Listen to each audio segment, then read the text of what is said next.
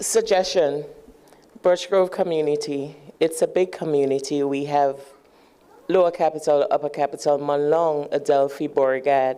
Can't we not use the community center at least for the 8 months to accommodate the people of Birch Grove instead of having to travel to Princess Alice? Just a suggestion. Thank you for that suggestion, and we did actually contemplate this as an option.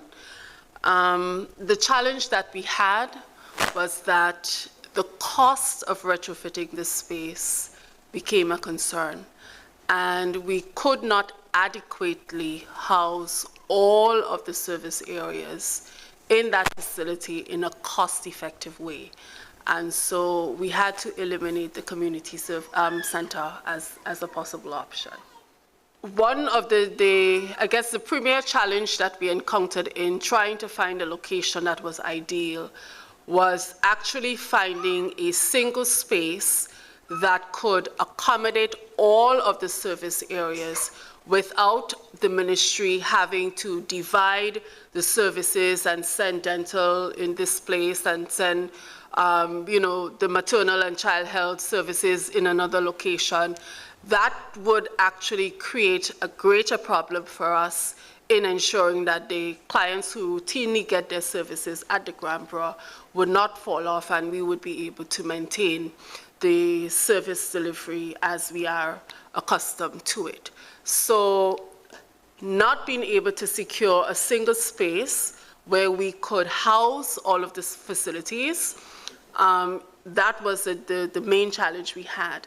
And that is why the Princess Alice site became the best viable option for us to be able to have all of the services delivered at a single point.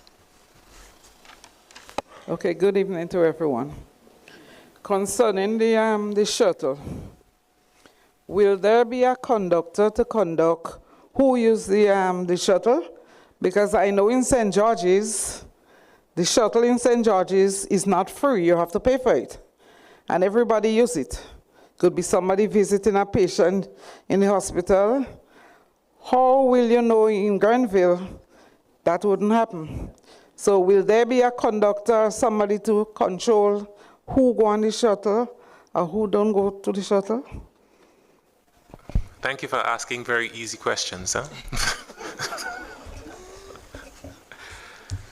So I think, as was said before, we will be providing this shuttle at no cost to the users to access the service. We were not looking at discriminating as who is this and who is that and who is hospital and who is health center. We were just looking at patients needing access to the service as a result of it being relocated further away. There have to be some assumptions, all right? There have to be some assumptions. One of which is that persons will use the shuttle for the right purpose, to go and seek care. I can see, while we work out the details of the transportation, I can see, yes, maybe some assistance may be needed to assist persons to, get on and get off, the vehicle as such. But to discriminate as to, I don't think we want to get into this area. Let us leave it at we are providing this service so that persons can access, the health services at the Princess Alice Hospital, and we trust that the public will make, full and honest use of it. Thanks. Hello. Again, I just wanted, about the shuttle service. From what I can hear with all the different concerns of different areas, you will have to extend the shuttle service and not just have it running from Grenville. It will probably, you might have to have shuttle service from the Birch Grove area, from Grenville, and maybe some other key areas, because it means that people are going to be inconvenience in the sense that, you know, getting to Grenville, and the people from Birch Grove are concerned about transport. So I think you might have to run a shuttle service from Birch Grove for those people. Thank you. We will receive all of the questions and suggestions that have surfaced in relation to the shuttle service, and we will have our continued discussions internally to ensure that when the service is launched, it is launched in a way that ensures that the various clients, wherever they are able to access the facility at the Princess Alice. So we will take all of these into consideration, and we will make the adjustments that we need to make in anticipation of the relocation. Good evening. I am sitting here reflecting on the actual structure or the work that will be done to the Granborough Health Center. And I have a little bit of a disappointment in terms of, for me, I'm seeing it as a refurbishment. I was excited to know Granborough's getting that. And I was looking at, you know, extensions, we're talking futuristic. And I looked at what he was presented, and I want to make a suggestion on that. Maybe I had an experience, and I want to share that experience that will lead to that suggestion, where I brought someone there to receive services, and they had to receive IV. And they got the IV on the recommendation of the doctor, and they had to sit in the waiting area with everybody else to receive that IV for that specific time. And I looked at maybe an area could be added on, or some space to give a little privacy for the administration of those things. Because I look at what is existing, I'm familiar with Granborough, and besides the laundry area, the toilets, I thought, you know, some other expansion, because we're talking futuristic. And maybe we might have to have a quarantine area or some, because for me, Granborough substitutes Princess Alice Hospital. And Granborough is like the first area of contact if anybody have any emergencies. And I felt, you know, we could have had something really more grand happening. That's my feelings, because most times, sometimes you go to the hospital, Princess Alice, and sometimes based on what you experiencing, the nurses may say to you, you don't need the hospital, you need to go to Granborough. I've had that experience also. So I see Granborough services we should have the potential to expand. Grenville is right there, it's a town, there's a lot of activities happening around there. A little bit more expansion for Granborough to take off and ease off from the demands for Princess Alice. So that is just my contribution. Thank you. Thank you. And that very important observation, and the disappointment is indeed understandable. The constraints of this project, however, is actually limited to the substantive upgrade to the facility, as we indicated. We will definitely, though, and I believe we at least have room to take into consideration the privacy issues and better accommodation for certain kinds of circumstances. Unfortunately, we were not able to deliver on expanding the footprint of the facility in this current project design. But as a ministry, we remain hopeful that an opportunity would come along for us to actually consider expanding the footprint of the facility and be able to deliver additional rooms along with further expansion of service delivery. So we remain optimistic that a project opportunity would present itself at some point in the near future to allow for that additional expansion of the footprint. But for now, we will leverage the opportunity that we have to enhance the infrastructure of the current facility with the hope that at least we would have the immediate impact of an improved environment for both the clients and the staff. Well, I share the same sentiments of the last speaker, but as I said, my ideas and so on is actually get expired now. Well, referring back to about the shuttle system in the Maribor area, those of us who know Grenville, that area has the most active private bus services. You have the most buses of all the route, the Budge Grove, St. James, Mount Carmel, all just name it. Bylands have the most bus that leaves the bus terminal to go up to Bylands and passing through Maribor. So I feel that we should try to encourage people who could afford they could take the private bus, and if the shuttle is not readily available, don't have to wait on the shuttle. They could take the bus, right? Because I know for sure, I know number 9 route, Bylands have the most buses presently. Thank you. So I want to thank you all for your participation, your thoughtful questions, your suggestions, and sharing your concerns, your meaningful contributions. Community engagement is very essential in order to retrofit what the project is about, and your voices are important as we move forward with this project.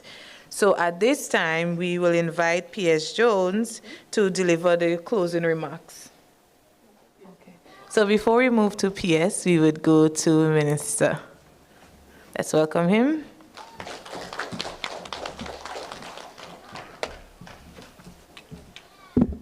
Good evening, everybody. I adopt the protocol as already stated, and I welcome our honorable ministers and parliamentary representatives in our midst. So you've heard it, how important it is for us to upgrade the facilities, and we have undertaken the responsibility of upgrading 21 facilities. 18, of course, are medical stations and health centers and so on. But all of this is really setting a platform for us to strengthen the services within the Ministry of Health. These are not things that are showpieces. These are things that we work on quietly. It takes a lot of effort to contemplate all of this and to really make this happen. And as you have heard, we have completed already 4 centers. We have 3 under construction.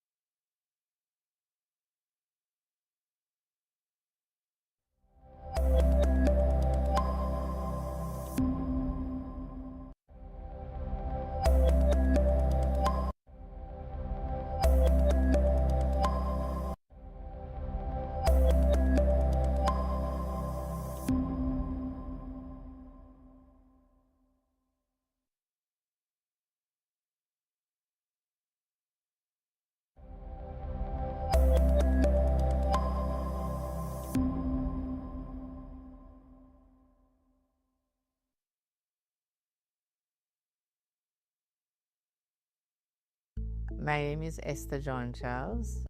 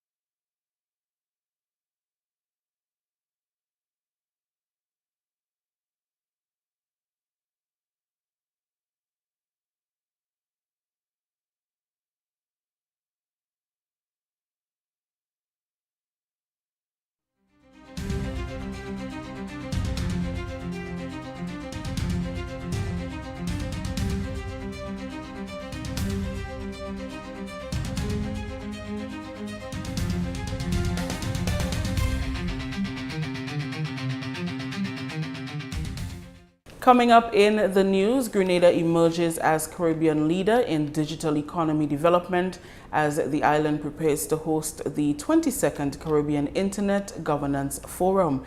And Grenada and St. Vincent police officers strengthen tactical skills through regional security system training. We'll have details to these stories and more, plus a look at news in the region when we return. Are you thinking about buying a vehicle?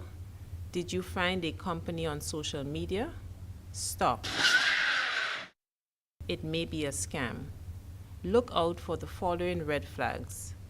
Is the price lower than other dealers? Does it seem too good to be true?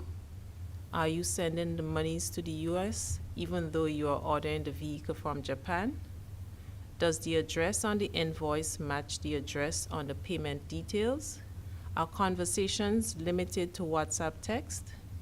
Is there a sense of urgency placed on you by the seller? You are about to be scammed.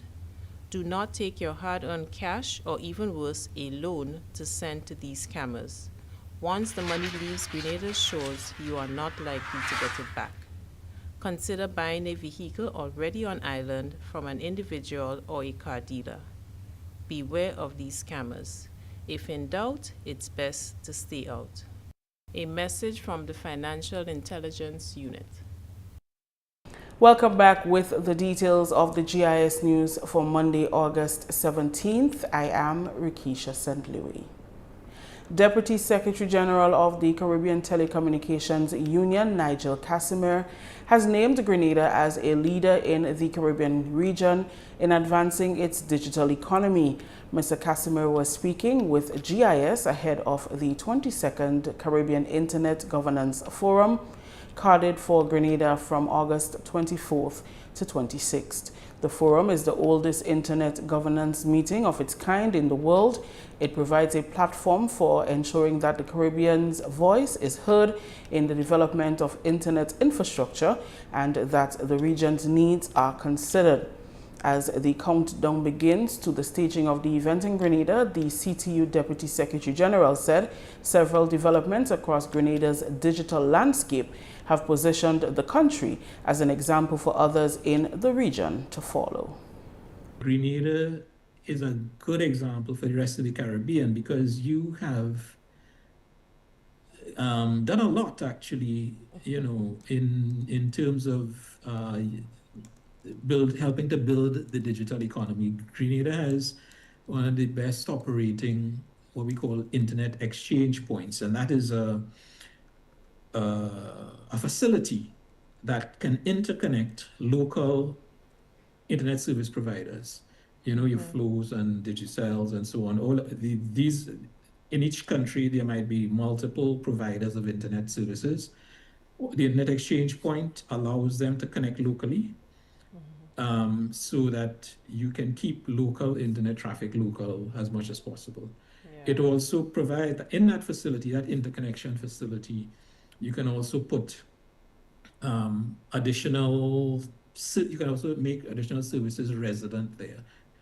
So you don't necessarily have to connect all the way to the States to get to YouTube, for example.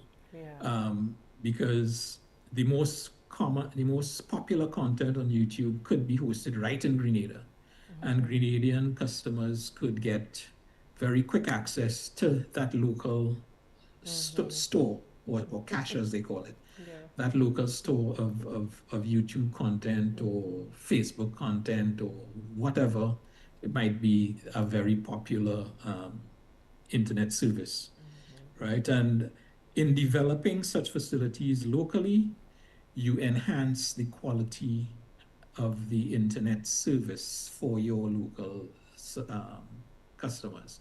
So Grenada has been one of the leaders in terms of developing these internet exchange points, and it has had a positive impact on your digital economy. And Mr. Casimir added that the forum helps to ensure that the Caribbean remains a critical partner in shaping the global internet landscape and that citizens are not disadvantaged by the growth of digital technologies. We started this forum, this CIGF, Caribbean Internet Governance Forum, in 2005 with a view specifically to influencing or getting our voice heard in the global forum at that World Summit. And since then, we've continued to make our voice heard in multiple internet governance fora around the world, and it has been necessary to do so because we want the internet to evolve in a way that that helps us, that doesn't work against Caribbean interests. So the way for us to do that is to get our voice into the various conversations so that as the internet develops, it develops with our needs in mind, and hopefully then to our benefit as well. He said that over the years, the region has placed a significant emphasis on improving connectivity infrastructure. However, with greater connectivity now being achieved, the focus must shift toward maximizing the opportunities that digital technologies provide. But beyond that now, and especially with the urgencies that the new AI developments are causing, we have to move from beyond just kind of connectivity to making sure that we have the know-how in the Caribbean to take advantage of all these trends and developments, right? So the connectivity capability is the main theme, but the sub-theme is shaping a resilient, trusted, and innovative digital Caribbean. Resilient, meaning it must be strong, effective, and resistant to shocks, as we call them, because we are small island developing states. Every year we face a hurricane season, and every year we are at risk of infrastructure being devastated. So with that reality, how do we create a strong infrastructure that could withstand these potential impacts? Deputy Secretary General of the Caribbean Telecommunications Union, Nigel Casimir. 39 officers from the Royal Grenada Police Force and the St. Vincent and the Grenadines Police Force are participating in a 12-week training course organized by the Regional Security System Training Institute. The RSS Basic Training Services Unit Tactical Training Course 2 aims to train law enforcement officers in basic skills and knowledge required to operate as effective members of the Special Services Unit or Special Patrol Group. Successful participants will receive the RSS TI Certificate of Training and the Military Operations Level 3 CVQ from the TVET Council in Barbados. Assistant Commissioner of Police John Charles underscored the significance of the training. It is to train law enforcement officers in the basic skills and capabilities required to operate successfully as members of the Special Services Unit or as members of Emergency Security Response Team in our respective member states. Between today, August 17th, and November 6, 2026, these 12 weeks will test you physically, mentally, and professionally. It is a privilege to have each of you here today. You are here by merit. The prerequisite of 4 years of dedicated service and being between the ages of 22 to 35 was set to bring together men and women who have proven commitment and who still have the energy and vision to lead into the future. The training commenced today, Monday, August 17th, and will conclude November 6th. Training officer in St. Vincent and the Grenadines, Lieutenant Commander William Theobald, encouraged the participants to make the best of the opportunity that can improve security in their country. The standard expected of you will be high, but these standards are necessary for personnel entrusted with important responsibilities. I know Warrant Officer Bledman very well, and I can assure you that the standard will remain high. I also urge you to remember that technical alone does not define an outstanding member of the unit. Integrity, respect, sound judgment, teamwork, self-discipline, and commitment to duties are all equally important. Whatever challenges you encounter during this training, face them with determination and use them as opportunities to grow professionally and personally. Take full advantage of this opportunity, support one another, and strive for excellence in everything you do. 24 officers from the St. Vincent and the Grenadines, along with 15 from Grenada and 7 instructors from Grenada, St. Vincent and Barbados, will undergo training in communication skills, internal security, illicit trafficking and interdiction, human rights and gender affairs awareness, map reading and navigation, first aid, boarding drills, live firing, among others. Grenadians in the diaspora through the Crown Heights Gospel Church and the St. Matthias Charities, Inc. have strengthened support for Grenada's health sector with a donation of medical supplies and essential equipment. The items, which include medical supplies, mobility aids, hygiene products, safety vests, and other essential material, were officially handed over to the Ministry of Health on Monday. The supplies and equipment are expected to benefit schools, senior citizens' homes, churches, hospitals, and other health facilities across the country. Member of the 2026 Grenada mission, Dr. Cyprian Joseph, highlighted the significance of the initiative and the importance of strengthening ties between Grenadians at home and in the diaspora. We believe that our faith must move beyond the walls of the church. Our faith must have hands that serve. Our feet must go, and our heart must care. Today, we are not just handing out medical and humanitarian supplies. We are handing over expression of love. And our mission does not end here. We will be continuing our service to Carriacou and Petit Martinique, carrying the same spirit of love and compassion. The Bible says in Galatians 5:13, by love serve one another. To everyone who donated, volunteered, prayed, or worked behind the scenes, we say thank you. May God bless the partnership. May God bless everyone who will benefit from these supplies. Minister for Health, Honorable Philip Telesford, welcomed the contribution, commending the strong Grenada diaspora connections and their potential to support the continued development of the health sector. We are in receipt of a very powerful expression of compassion, solidarity, and hope. Your dedication to Grenada's well-being exemplifies the strength of our diaspora partnership, and that's why I referred to them as Grenadians earlier. There is only one Vinci who is an honorary Grenadian in our midst. Yes, that's right. Right? And really and truly, this is the strength of that partnership, the Grenadian diaspora connection, and the fact that you utilize your resources to invest in your people, in our people, as we build our country together. And this will benefit our hospitals, our senior citizen homes, schools, churches, and community organizations.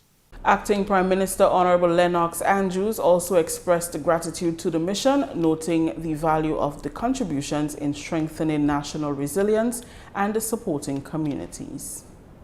These contributions will aid our healthcare sector, assist vulnerable individuals and families, support educational needs, and strengthen the work of agencies dedicated to public service and national resilience. Through initiatives such as this mission, we are reminded that distance does not diminish one's connections to home. Rather, it strengthens the desire to contribute to the advancement of our country and to the well-being of our fellow Grenadians.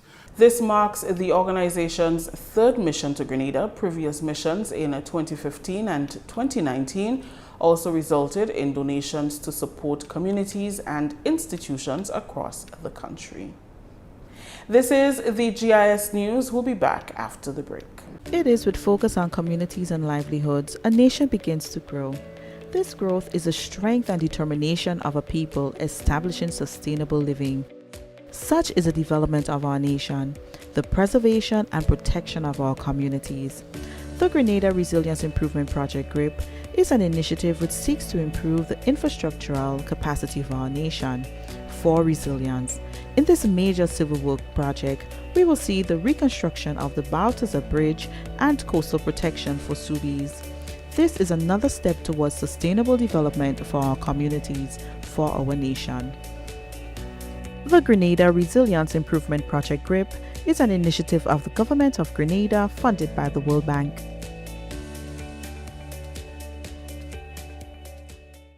Welcome back. Delegates from 196 countries and the European Union gathered in Ulaanbaatar for 2 weeks for the 17th session of the Conference of the Parties, or COP17, to the United Nations Convention to Combat Desertification. The conference has brought together governments, financial institutions, businesses, scientists, and civil society to advance practical solutions, forge new partnerships, and mobilize investment for land restoration and drought resilience. At the same time, parties negotiate decisions on drought rangelands, agricultural lands and soils, resource mobilization, private sector engagement, and the convention's future strategic direction. Executive Director of the Partnership Initiative for Sustainable Land Management, Dr. Ronan Francis, whose office is located in Grenada, is optimistic that the decisions, partnerships, and initiatives launched at the COP17 are expected to strengthen international cooperation on sustainable land management, land restoration, and drought resilience over the coming years. 2030 is almost upon us, but going further than 2030 for the next decade, I think that we need to use this conference now and this meeting place to ensure that we further implementation and not just look at the decisions themselves, and see how we can upscale these activities that we have within the region and, further build on what we've already accomplished. Land degradation and drought are estimated to cost the global economy nearly US $900 billion every year and already affect up to 40% of the world's land and 3.2 billion people. Droughts have increased by almost 1/3 since 2000 and now generate at least US $300 billion in annual losses. According to Dr. Francis, small island developing states governments need to lobby for increased financing that can offset and cushion the effects of land degradation and climate change. Financing is very important going forward, as well as having fit-for-purpose data, fit-for-purpose action, and fit-for-purpose financing that can strategically take our initiatives forward. Implementation as it regards to land degradation within the Caribbean region has already been underway. But what we need now is financing that is fast-tracked, that is, optimized and brought together, including all of our stakeholders and, our regional organizations that work together to ensure that we can achieve land degradation neutrality. Grenada's Ministry of Finance has joined forces with international consulting giant Ernst & Young for the upcoming 3rd Annual Conference of Directors of Public Sector Entities. EY joins as the exclusive executive sponsor for Day 1 of the flagship event set for September 23rd and 24th at the Grenada Trade Center. The conference will bring together roughly 215 leaders representing 40 statutory bodies and state-owned enterprises across Grenada, Carriacou, and Petite Martinique under this year's theme, Board Excellence in the Public Sector, Strengthening Governance for Today's Challenges. The focus, boosting transparency, Oversight and Institutional Performance. Day 1 opens on Wednesday, September 23rd, featuring a keynote address from Prime Minister Honorable Deacon Mitchell, special presentation by ENY, and recognition of exemplary directorship and board excellence. Chair of the Conference Planning Committee, Richard Duncan, OBE, highlighted ENY's global expertise in risk management, stating the partnership reflects a shared vision of building stronger, more effective public institutions that deliver lasting value to the people of Grenada. Barry Ellingham, Managing Director of ENY, added that strong governance and leadership are essential to resilient institutions and economic development across the Tri-Island state. The two-day forum will feature regional speakers, panel discussions, and practical workshops aimed at advancing public sector leadership. Finally, in the local segment, all residents, businesses, and community organizations in the parish of St. Andrew are invited to be a part of the engagement with the Grenada Resilience Improvement Project team, which will be held on Thursday, 20th August at the Dulux Cinema in Grenville from 6:30 p.m. It is an important engagement to inform and update individuals of the impending works within the coming weeks.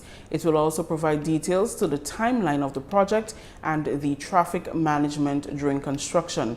The Grenada Resilience Improvement Project is a US $15 million project of the government of Grenada funded by the World Bank.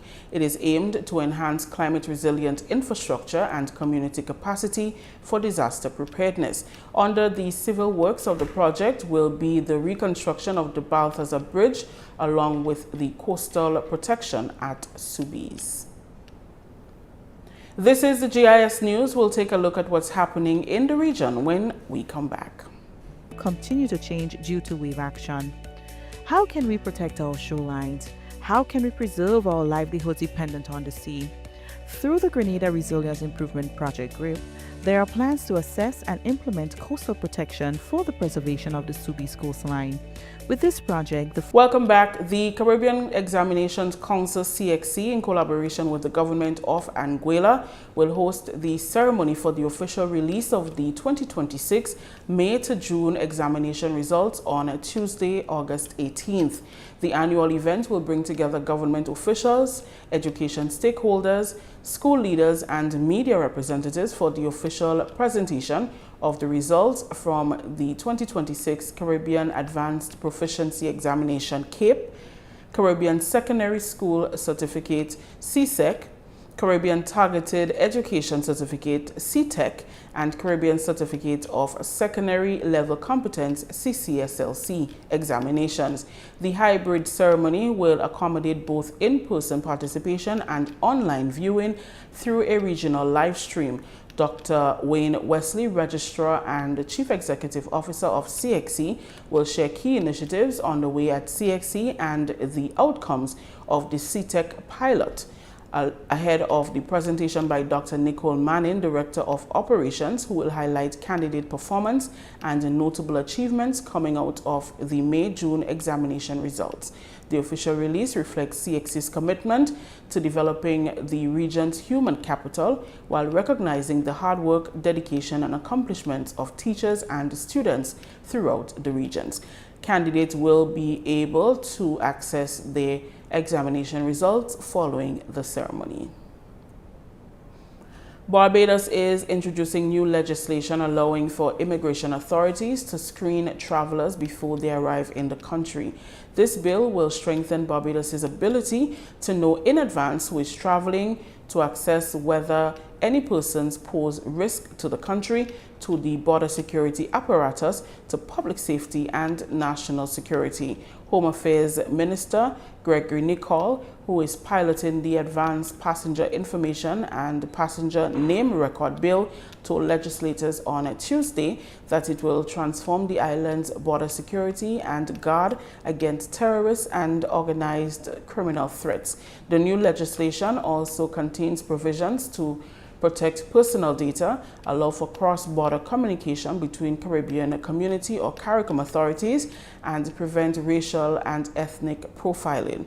It provides a framework for the collection, transmission, processing, storage, sharing, and protection of advanced passenger information and passenger name record data for anyone traveling into or out of Barbados by air or sea. That's a look at news for today, Monday, August 17th. Here's a recap of the top stories. Grenada emerges as Caribbean leader in digital economy development as the island prepares to host the 22nd Caribbean Internet Governance Forum. And Grenada and St. Vincent police officers strengthen tactical skills through regional security system training. On behalf of the news and production team, I am Rakisha St. Louis, thanking you for joining us.